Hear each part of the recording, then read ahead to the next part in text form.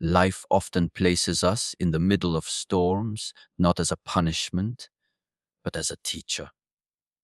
The waves rise higher than we can see, the winds howl with a voice that shakes the very bones of our being, and the sky turns dark as if light itself has been swallowed. In those moments, the human heart trembles. Fear takes hold because the mind begins to whisper, I am not in control. I cannot guide my way through this. But here lies the truth. You were never asked to control the storm.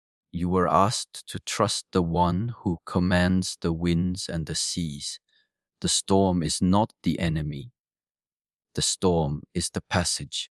It is the test of your faith, the fire that refines the soul. When the waves rise, when everything feels like it is against you, remember that the ship is not without a captain. You are not drifting blindly across a chaotic ocean. There is one who sees farther than your eyes, one who knows the currents beneath the surface, one who understands the destination even before the journey began. When we resist the storm, we suffer. We clench tightly, fearing every gust of wind, every rise and fall of the waves. Our minds demand certainty, a calm sea, a visible horizon. Yet the spiritual path does not promise still waters at all times. What it promises is presence in the storm. What it promises is guidance even when you cannot see the stars. Faith begins where control ends. To trust the storm is not to celebrate chaos, but to acknowledge that chaos is only the surface appearance. Beneath it, order remains. The same hand that painted the skies, that set the sun in motion, and told the moon when to rise, is the same hand holding the wheel of your ship.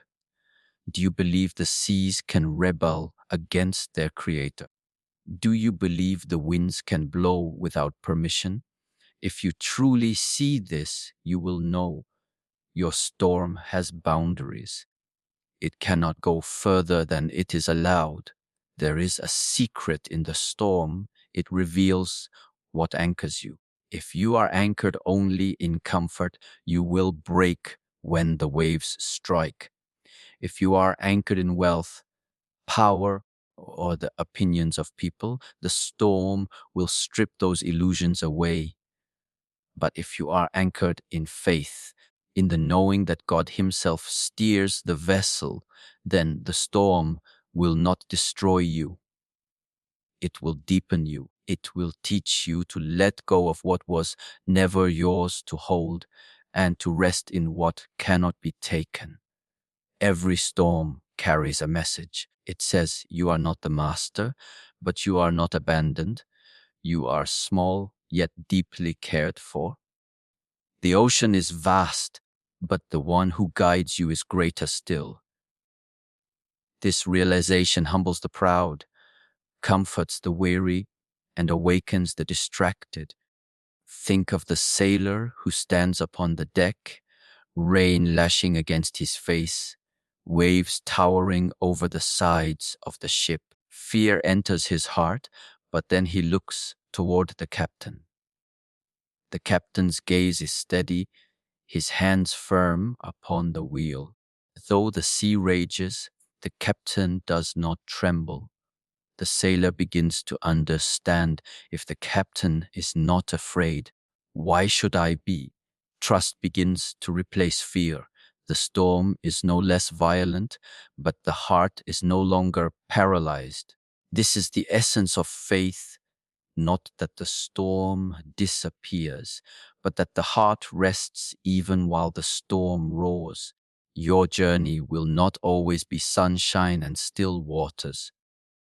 The design of life does not allow it, for growth does not occur in ease.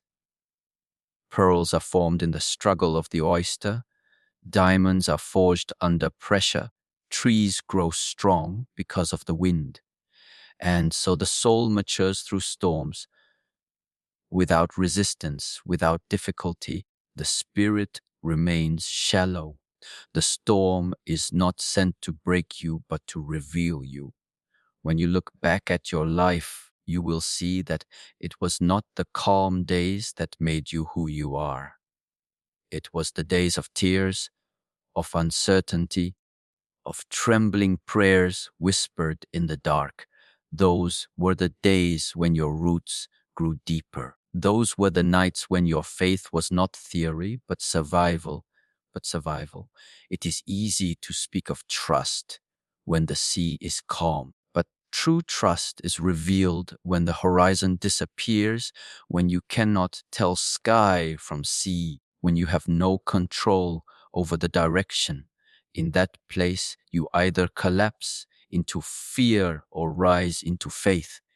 To trust the storm is to say, I do not understand, but I know the one who understands. I cannot see the way, but I know the one who sees all ways. The mind will resist this. The mind says, I need proof. I need signs. I need control. But faith is not born from control. It is born from surrender. To surrender is not weakness. It is strength. It is to release the illusion that you must carry the ship by yourself. It is to rest in the certainty that the creator of the seas has not abandoned you in the middle of them. Even the storm obeys. Even the winds know their limits. Even the waves rise only as high as they are allowed. Nothing in your life happens without meaning, without purpose. The storm that frightens you may be the very wind carrying you to the shore you were destined for. What you perceive as resistance may actually be redirection. What you see as chaos may actually be choreography. You are being led. Even now in the storm, you are being led. Sometimes the guidance is not visible because the lesson is trust. If you could see the destination, faith would not be required. If you could control the journey, surrender would not be necessary. It is precisely in the unseen that trust becomes alive. The heart learns to trust not in explanations, but in presence. Feel the presence in your storm.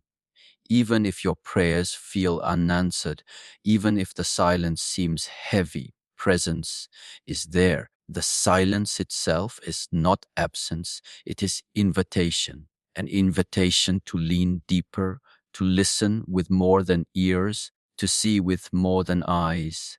The storm will pass, it always does. But what remains after the storm? That is the treasure, the deeper trust, the quieter faith, the unshakable knowing that you were carried when you thought you would drown. That is what the storm was sent to give you. And so when the winds rise again, when another storm approaches, you will no longer tremble in the same way. You will remember, I have been here before and I was not abandoned. The same hand that guided me then will guide me now. This remembrance becomes your anchor, your unshakable ground. The ship of your life is not without direction. Every gust of wind, every crashing wave is woven into a larger design. You may not understand it now, but trust does not require understanding. It requires surrender. It requires resting in the truth that God is steering the ship and he has never lost a vessel yet. So when fear rises, breathe. When doubt screams, breathe. When your heart feels like it cannot endure another wave, breathe. With every breath, whisper, I trust. I trust the storm because I trust the one who commands it. And so when you walk away from the storm, you will no longer see it as the season that tried to destroy you, but as the chapter that revealed who you truly are and who has always been with you. The winds that once terrified you will be remembered as the same winds that carried you forward. The waves that seemed intent on swallowing you will be known as the very waves that strengthened your faith. And the darkness that once blinded you will be remembered as the canvas upon which a greater light was revealed. Trust the storm, because it was never your task to steer the ship. Your task was to believe, to endure, to surrender, and to remember that every wave, every gust, every silence had a purpose. The ship has always been guided by hands far steadier than yours, and as long as you remain anchored in that truth, no storm will ever truly overcome you.